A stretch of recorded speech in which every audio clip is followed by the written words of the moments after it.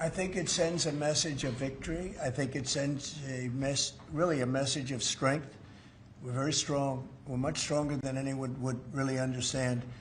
And again, you know, having the great equipment, we have just so much better. You look at all of the, just any of it, submarines as an example. We're 20 years ahead of anyone else. Nobody even compares. And I let a lot of this happen in my first term. You know, we totally rebuilt our military. And then, of course, you had that catastrophe in Afghanistan where they gave up a lot of the equipment, but a relatively small amount, but a lot.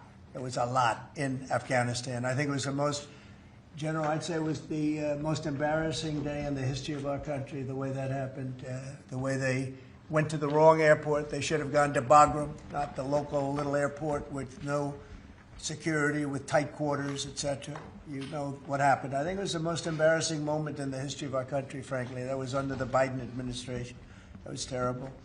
And we were going to be leaving, but we were leaving with strength and dignity. We were going to keep Bagram because Bagram's 1 hour away from where China makes its nuclear weapons. We're going to have that all to ourselves, a big, beautiful place built many years ago for money that today would be the equivalent of, you know, many, many billions of dollars. You couldn't build it. The longest runways, the most powerful runways in terms of load capacity.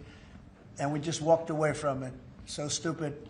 And they were fools. The people were fools. No, we have the strongest military, and I think that indicates we have the strongest military. And, you know, we had it, and we won World War I, we won World War II, we won everything before, and as I said, we won everything in between. And we were very strong, but we never fought to win. We just didn't fight to win. We didn't lose anything, but we didn't fight to win. We could have won every one of those wars quickly, but they went a route that I think was probably politically correct, but not correct for our nation. So I think the Department of War sends a signal. Yeah, please. Mr. You alluded to this a little while ago, but you said that this rename is quote, a good reflection of where the world is at right now. How do you square naming it the Department of War when you've been pursuing peace in so many different parts of the world? Well, I think I've gotten peace because of the fact that we're strong. If we weren't strong, those 7 deals I told you about, the 7 wars, a majority of them wouldn't have happened. They happened for 2 reasons, trade and our strength. Those are the 2 reasons. And probably strength may be more important than trade. So if we, I was very proud of all those wars. Those were wars that could not be settled, and I settled all of them. And we'll get the other one settled also. That'll get settled. But without the strength, we wouldn't have settled any of them. Yeah, please. Mr. President, is it your expectation that Congress will codify this name change in the law? I don't know, but we're going to find out. But I'm not sure they have to.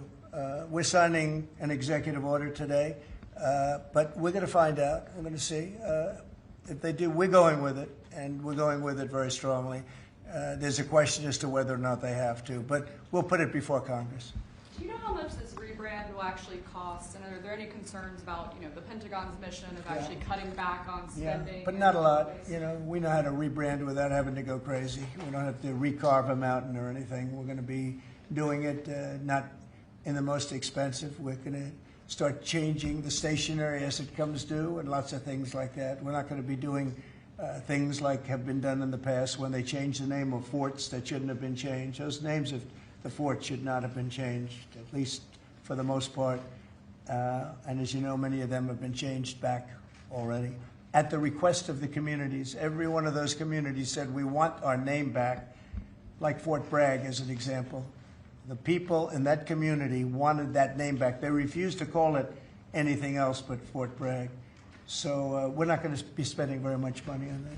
Yes, Sir, when you spoke with the Europeans and Zelensky earlier this week, did you preview this for them, and did you say what security guarantees they might be involved in? This is nothing to do with anybody but the United States of America, the people of America. This is who I talked to about changing a name. This is a very important change because it's an attitude, and we know how to win. We've been winning, and we're going to win like you've never seen. Wait till these factories start to open up that are being built all over the country. You're going to see things happen in this country that nobody expects. We have over $17 trillion in investment coming into the country. We never did anything even remotely close to that. We've never, no other country has either, by the way. So you're going to see things that are pretty amazing. But it's really about winning. And what about the security guarantees aspect of that with Ukraine, sir? Well, we'll work that out. We'll help them. Look, we want to save a